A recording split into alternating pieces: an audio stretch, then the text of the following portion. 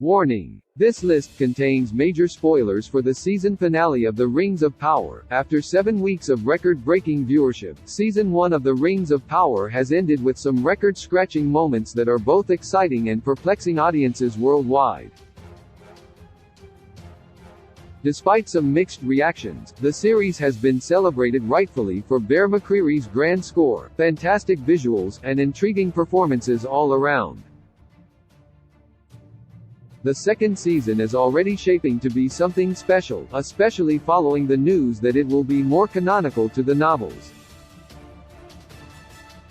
The first season ended with the haunting reveal that Halbrand is Sauron, the forging of the 3 elven rings of power, and a heartwarming hint at the stranger's mysterious identity. All the while, there are still some burning questions about what next awaits the denizens of Middle-earth in the second season. Some fans quickly turned to Reddit to share their theories about what might happen and who could show up next. 10 out of 10 The Other Rings. Tolkien's highly detailed lore is sacred to many people, which has put some off from The Rings of Power due to its condensed timeline and some of the creative liberties it's taken. One way they did that in the finale was in the order the rings were created. In the books, the 3 elven rings, Narya, Nenya, and Vilya, are made without Sauron's instruction after the creation of the 7 dwarven rings and 9 rings for men. However, Halbrand, Sauron has returned to Mordor, an epic shot that got plenty of funny tweets.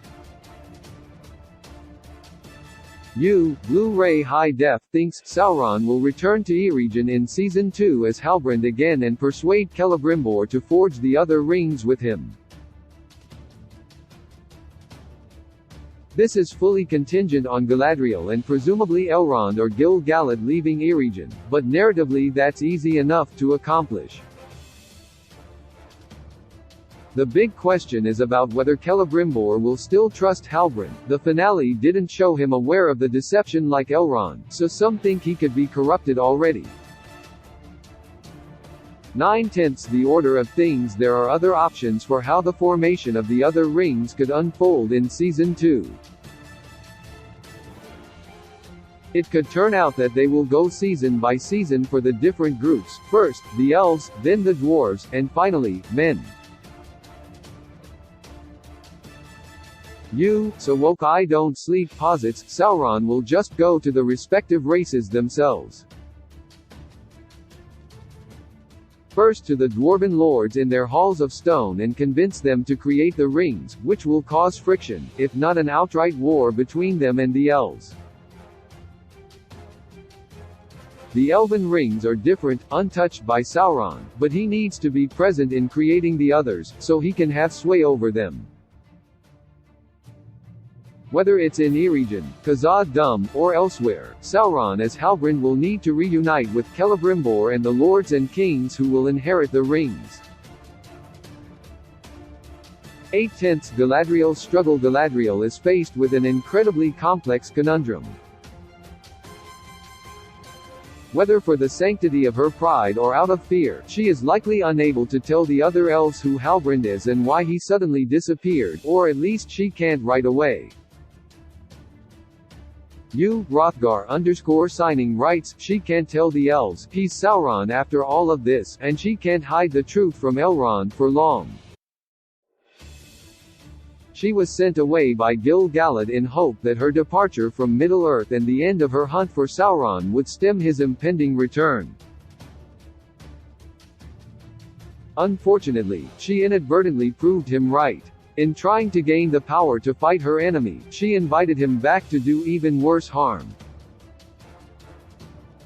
She'll have to keep that secret for some time. At the very least, she might be able to tell Gil-galad, who in the novels was also not tricked by Sauron as Annatar. 7/10 Elrond's future. While he doesn't know the whole truth, Elrond is clearly clued in on Halbrand's deception. He knows that the last king of the Southlands is long gone, but he probably won't get any answers from Galadriel immediately about who he really was. But Rothgar_signing has another suggestion. Elrond starts putting the pieces together to solve this mystery, maybe even confronting Halbrand. Perhaps Halbrand reveals he's not human, but actually, a Maya sent to help them. That could entail Elrond seeing the desolation of Mordor firsthand, and thus Sauron could try to manipulate him with the fact that he is a Maya, albeit a fallen one. 6/10. What about the dwarves? Unfortunately, Durin IV, Disa, and the other dwarves did not feature in the season finale as their storyline got their cliffhanger of the reawakened Balrog in the previous episode.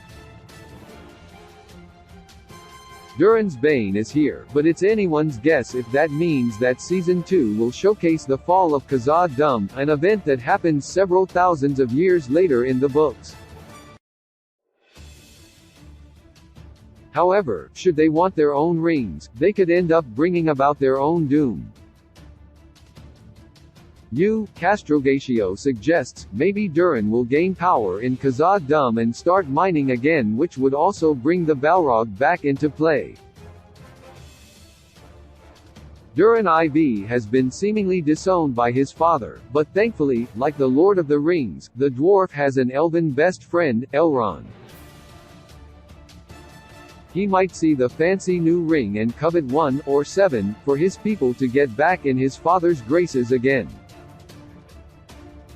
5/10. Sauron vs Adar. Speaking of home, thanks to the eruption of Mount Doom in Episode 6, Adar and the Orcs now have their own homeland, but Sauron's in Mordor now too. One of the most interesting developments throughout the season was the unfolding mystery behind Adar, a show creation, and his relationship with the Dark Lord. While it would have seemed likely that they would be on the same side, the Rings of Power has shown them to be rivals. Presumably, it was Adar who thwarted Sauron and sent him on the path to being adrift in the Sundering Sea. Many fans are hoping Season 2 will showcase that previous struggle, with Blobfish Pillow writing, I suspect it will be a S2 prologue flashback of sorts. This would be in tandem with showing their current power struggle as they fight for control of the Orcs and Mordor. 4/10. Sauron and Isildur. Since, like the dwarves, he didn't appear in the season finale, Isildur is presumably still stuck under the burning rubble, although his trusty steed, Beric, was released to find him. Nevertheless, that means that in Season 2, his path might cross with Adar and/or Halbrand. Idiots with Nerf likes that prospect, saying, Halbrand and Isildur meeting would be interesting. Isildur's eventual failure to destroy the One Ring has been foreshadowed already, but having them meet would be a welcome and rich development to those familiar with the text. The last Isildur noted of Halbrand was before Mount Doom erupted when he was named king, so as such he might also bring Sauron to Pelargir and from there back to Numenor. It will be by Isildur's hand that Sauron will be defeated in the War of the Last Alliance, but here they could be temporary allies.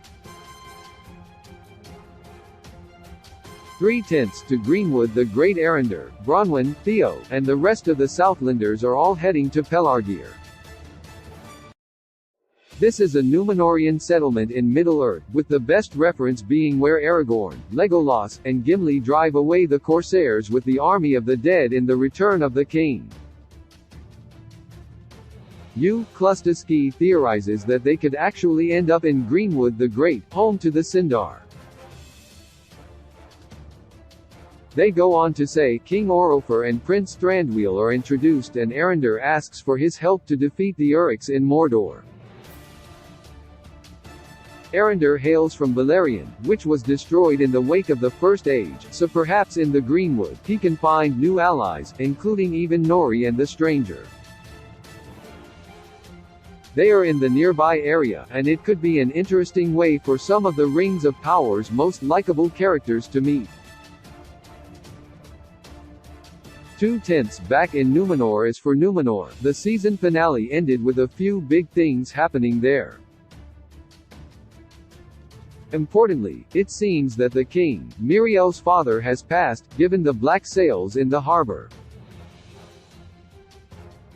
However, before his death he allowed young Irian up to see the Palantir, mistaking her for Miriel. Both Miriel and Galadriel witnessed the destruction of Numenor, but Irian's vision was not shown. Meanwhile, Pharazôn has likely taken advantage of the power vacuum, with Yu, the Chinmayadush writing, Elendil and co. We'll find a coup by Pharazôn in Numenor. The timing would be perfect for the queen to return and find someone else sitting on her throne. It might not be an immediate thing in the first episode of Season 2 like this Redditor thinks, but a coup is certainly coming because Pharazôn cannot be trusted. 1/10 new characters. While The Rings of Power featured a stellar and captivating cast of characters, some fans noted some interesting or confusing omissions. Along with being grittier and more intense, showrunner Patrick McKay recently teased the arrival of Círdan the Shipwright, an important elf who also possessed Narya for a time. Yu, Bright Skies 42 responded to that news with "My guess is Anarion is also coming. This makes me excited to see a more intense season." Anarion, Isildur's brother, has also been teased ominously throughout the first season of The Rings of Power, and since he goes on to rule Gondor with his brother, he's someone many fans are expecting to see soon. Other popular names are Celeborn, Galadriel's husband who was finally referenced in Episode 7, and Narvi, a dwarf of Khazad-dûm who helped make the legendary Doors of Durin with Celebrimbor. While the wait for more might be long, there's clearly plenty to look forward to. Join Amazon Prime. Watch thousands of movies, TV shows anytime. Start free trial.